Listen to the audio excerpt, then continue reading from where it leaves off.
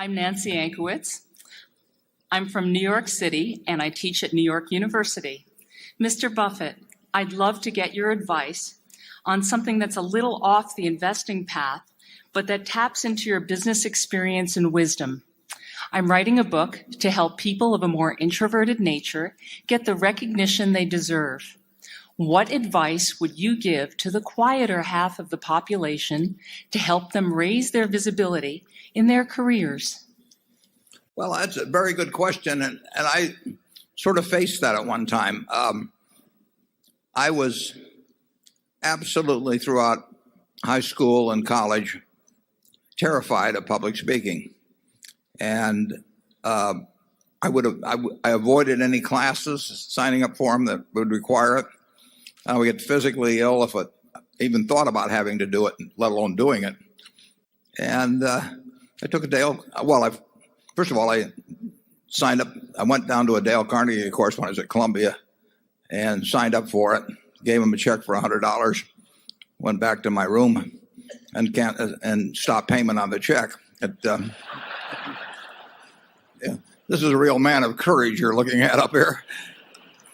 And then I came out to Omaha, and I saw a similar ad. I was at the Rome Hotel for you old timers in Omaha on 16th Street, and I went down there. And this time I took $100 in cash and gave it to Wally Keenan, who some of you may know. He died some years ago.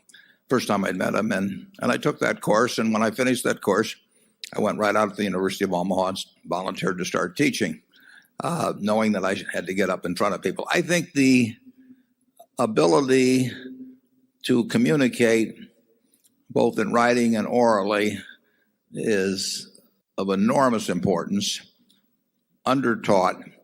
Most graduate business schools, they wouldn't find an instructor to do it because it would sort of be beneath them to do something so supposedly simple. But if you can communicate well, you have an enormous advantage. And to you who are talking to the group of introverted people, and believe me, I was in certain ways quite introverted.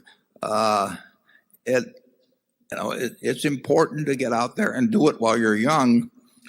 If you wait till you're 50, it's probably too late. But if you do it while you're young, just force yourself into situations where you have to develop those abilities. And I think the best way to do that is to get in with a whole bunch of other people who are having equal problems, because then you find you're not alone and you don't feel quite as silly.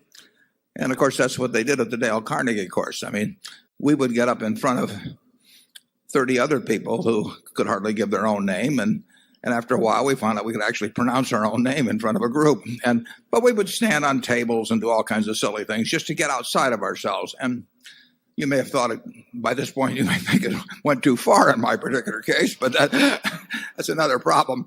But you're doing something very worthwhile if you're helping introverted people get outside of themselves and working with them in groups where they see other people have the same problem and they don't feel quite as silly themselves. I think you're doing a lot for some human beings when you help them do that. Charlie?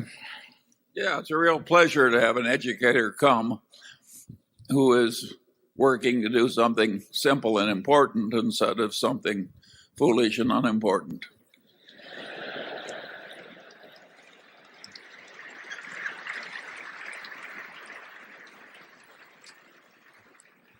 I hope he's not going to name names.